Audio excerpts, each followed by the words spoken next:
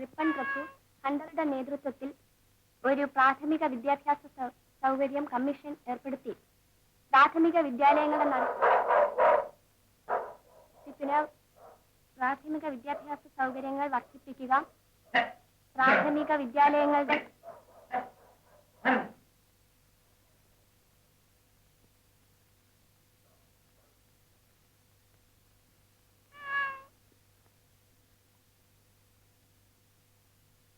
എന്തേടി എന്റെ ചേച്ചി അകത്തുണ്ട്.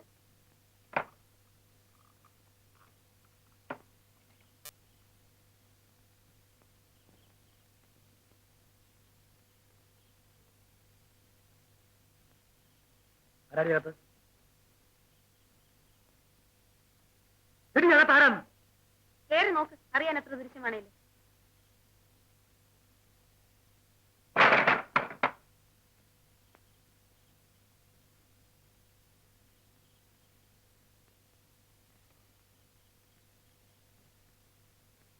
എന്നാലും മാമച്ച, നിങ്ങൾ ഇത്രക്കാരാണെന്ന് ഞാൻ വിചാരിച്ചില്ല.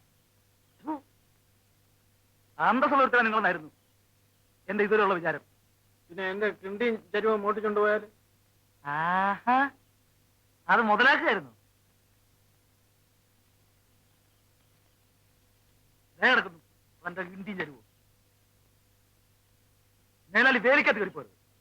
ഓകൃത്യത്തിനും വേണോ അതിര്.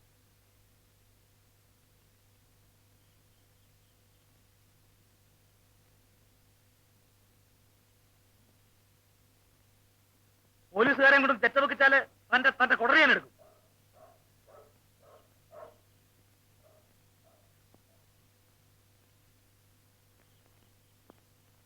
നിങ്ങൾ പാത്രം മോട്ടിച്ചോണ്ടല്ലേ അങ്ങേരി ഇപ്പൊ അധികാരത്തിൽ വന്ന് കയറിയത്? ഭർത്താവ് മൂട്ടിച്ചതിന് ഭാര്യ പരിഹാരം കാണുന്നത് വല്ലൊന്നും കൂടെ കിടന്നിട്ടാണോടി ഉല്ലേ?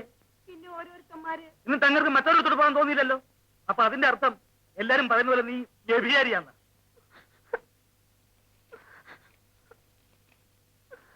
തീർന്നു ബന്ധം. 6 രൂപ കുത്തിരി ചെലവിന്.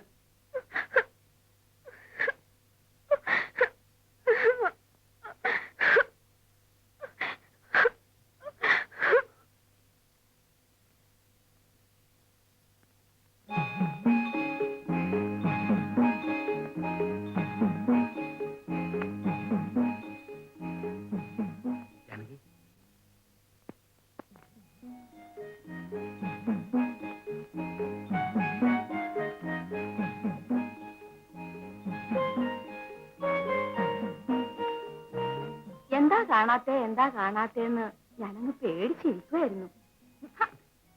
എടാ മക്കളെ, വേണ്ട അച്ഛൻ വന്നു. നീ എന്താ പണി? അരിയുടെ കണക്കെഴുതിയതായിരുന്നു. രണ്ടും കൂടെ ഇവിടെ കിടന്ന് കയറ് പറിക്കുമായിരുന്നു. പോലീസുകാരനെ തല്ലാനും ചവിട്ടാനും ഒക്കെ വന്നു. ഞാനൊന്നും പറഞ്ഞു കൊടുത്തില്ല. എടാ വീര,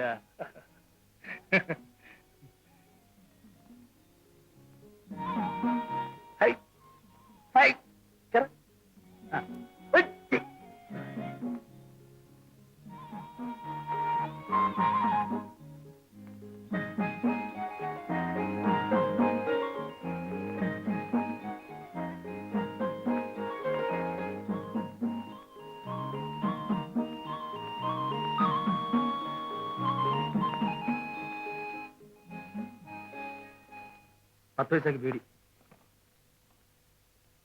എന്നാലും എന്റെ പവിത്ര നല്ല പണിയാ പറ്റിച്ചു.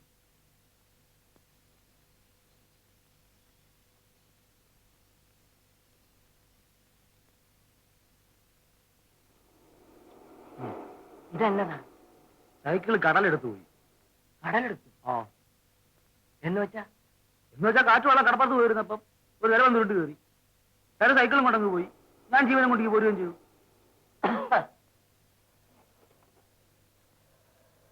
ഏടാന്നേ പവിത്ര രമേന്ദ്ര വിട്ടോ എന്നൊരു സംസാരം കേട്ടു.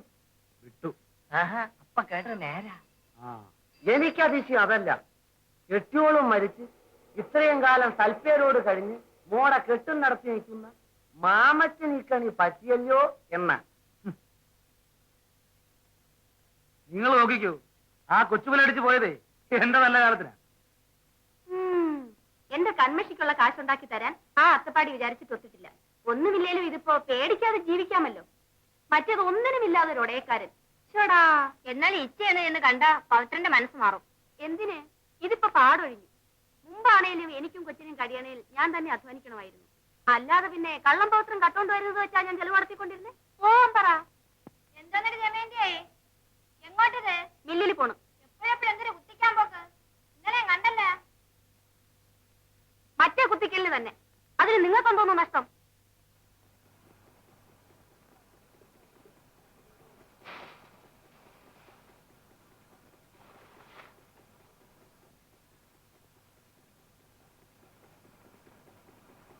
എന്തിനാ വേണ്ടി ഇരിക്കാൻ വേറെ സ്ഥലം കിട്ടിയില്ലോടി?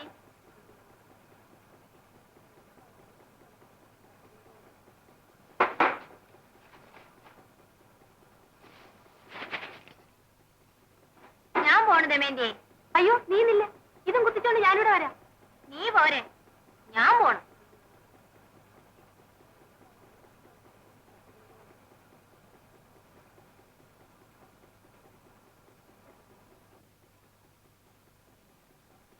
പെണ്ണുമ്പളെ, നിങ്ങളുടെ ശൃംഗാരമൊക്കെ പിന്നെ ഇവിടെ എഞ്ചിൻ ഓടിക്കൊണ്ടിരിക്കുക.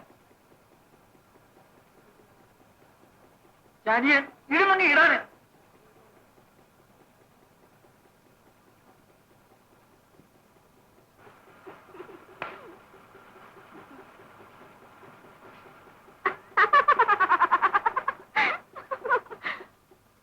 ഓ, ഈ മാമച്ചായന്റെ ഒരു ശൗര്യം കണ്ടാട്ടെ.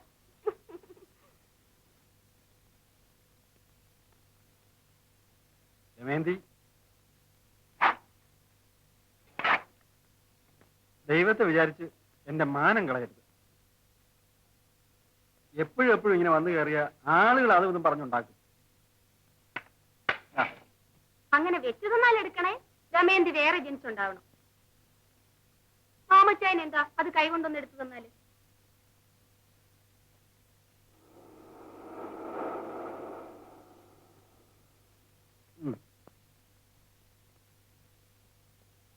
ഇത് ഞാൻ പടത്തിന്റെ മുമ്പിൽ തന്നെ കൊണ്ടുവയ്ക്കും.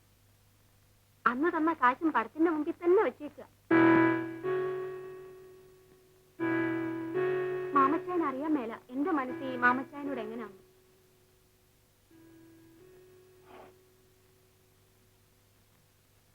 എന്നാ ഞാൻ ഇറങ്ങുന്നേ മാമച്ചായ.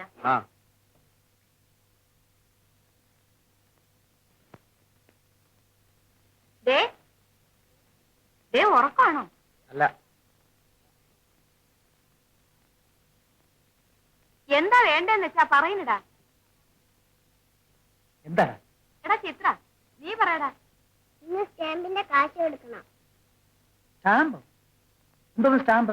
ക്ഷയരോഗ സ്റ്റാമ്പ്. ആ, നാളെ കൊടുക്കാന്ന് പറ. ഇന്ന് കൊടുക്കണം. ഇല്ലല്ലോ. ഇല്ലേ പള്ളിക്കുർത്തി കേറ്റില്ല.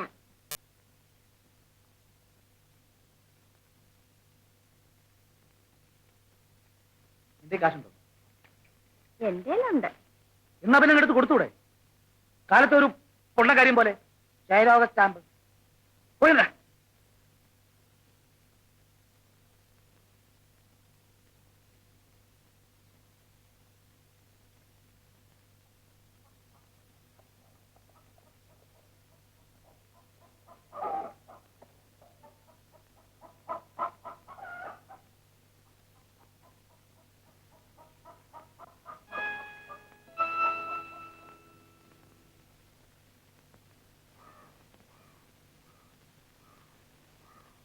ഇതെന്തോന്ന് നിപ്പ്?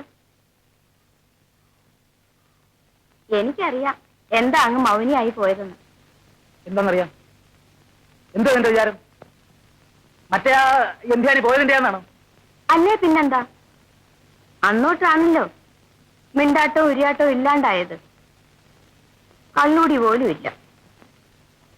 നിനക്ക് പറഞ്ഞാ മനസ്സിലാകുകയല്ല. അവള് പോയതിന്റെ സുഖം എനിക്കേ അറിയാവൂ.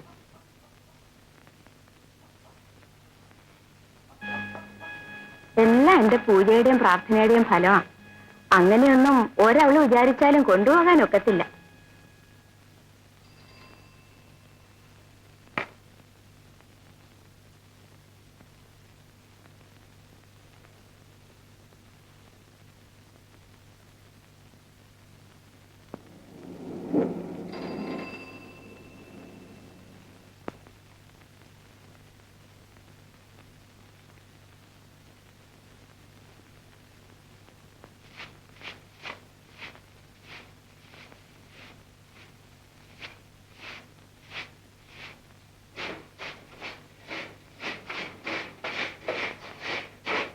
ഇതെന്തോന്ന് അനാവശ്യം കാണിക്കുന്ന പെണ്ണുപിള്ളേ.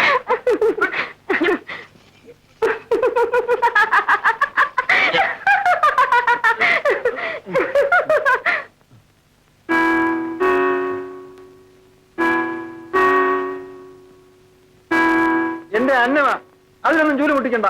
അയ്യോ ഞാനത് ഓർത്തില്ല. ഇവിടെ ഇപ്പൊ ആരും തൂക്കം തുറക്കൊന്നും വേണ്ട. നിങ്ങളൊന്നും ഇറങ്ങി പോയി തരാം.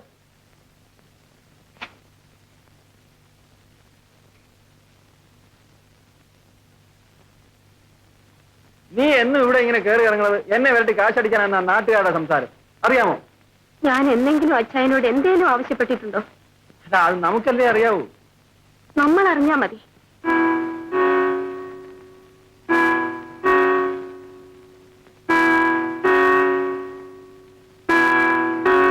അച്ചായൻ എന്നോടെന്താ കണ്ണിച്ചോരയില്ലാതെ പെരുമാറുന്നേ? നീ അല്ലേ കണ്ണിച്ചോരയില്ലാതുള്ള കളി കളിക്കുന്നേ? ഒന്നുമല്ല, ഇടയ്ക്കിടയ്ക്ക് ഓടിക്കയറി വരുന്നത് കൊണ്ടാണോ? അതെനിക്ക് കാണാതിരിക്കാൻ മേലാഞ്ഞിട്ട്. എന്നാൽ ഒരു ദിവസമെങ്കിലും എന്നെ ഒന്ന് വന്ന് കാണണമെന്ന് അച്ചായന് തോന്നിയില്ലല്ലോ? കാണുന്നുണ്ടല്ലോ. ഓ അതെന്തോന്ന് കാണല്ലേ? എന്റെ വീട് വരെ ഒന്ന് വന്നാലെന്താ, ചെരുപ്പ് തേഞ്ഞു പോകുമോ? ഇല്ലല്ലോ. വഴി അറിഞ്ഞൂടാന്ന് ഏതായാലും പറയത്തില്ലേ?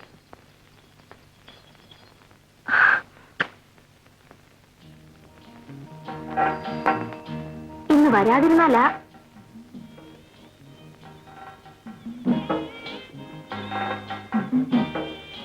എന്റെ ആയുസ്സില് ഒറ്റ പ്രാണിയോട് ഞാനിങ്ങനെ കാല് പിടിച്ച് പറഞ്ഞിട്ടില്ല.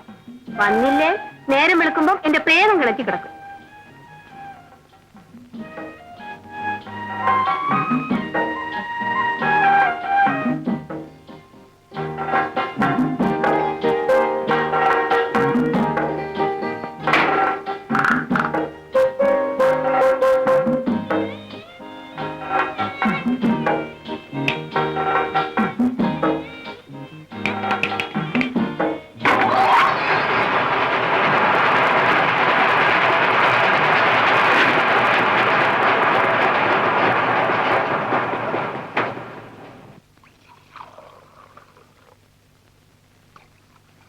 എടി, നീ അടുപ്പിൽ തീയത്തുന്നുണ്ടോ നോക്ക്.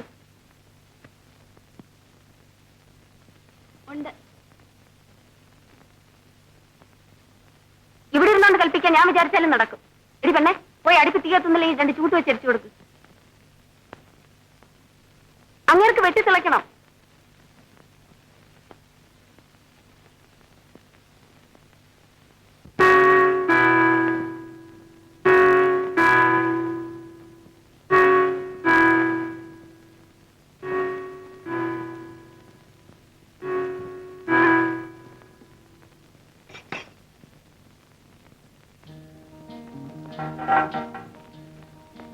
ചായ.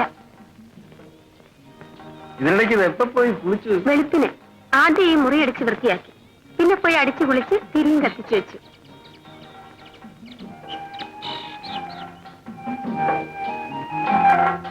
അശോ, ഭാമിനി, എടി ഭാമേ, ഓ ഒന്നിങ്ങ് വന്നേ. ആ അതവിടെ കിടന്നോട്ടെ. അയ്യേ, എടി ദേ ആ കിടക്കുന്ന എല്ലി കഷ്ണം അങ്ങെടുത്ത് കള.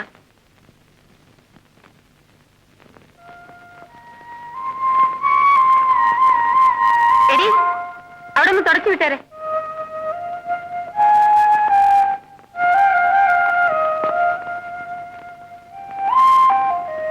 പഠിക്കുകയാണോ?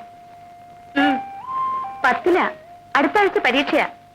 അത്രയൊക്കെ ഇവളെ ആക്കിയെടുക്കാൻ സാധിച്ചത് എന്റെ ഒരു മിടുക്കും ദൈവാധീനമാണ്.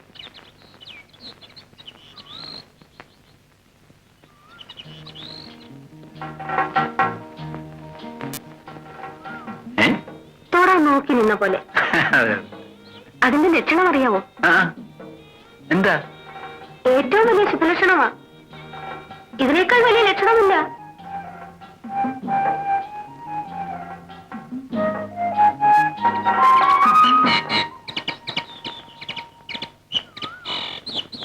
അപ്പൊ അന്ന് ബന്ധപ്പെട്ടതോ?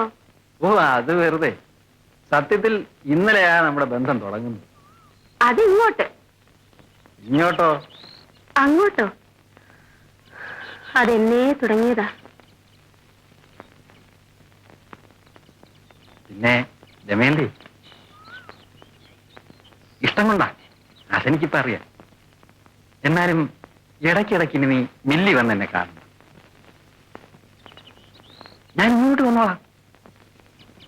ആഴ്ചയിലൊരിക്കലേ, അതെ, ആഴ്ചയിലൊരിക്കലേ ഞാൻ വന്ന് കണ്ടോളാം. എല്ലാം അച്ഛന്റെ ഇഷ്ടം. ടാറ്റ പറ മോനെ. ഡാഡിക്ക് ടാറ്റ പറ.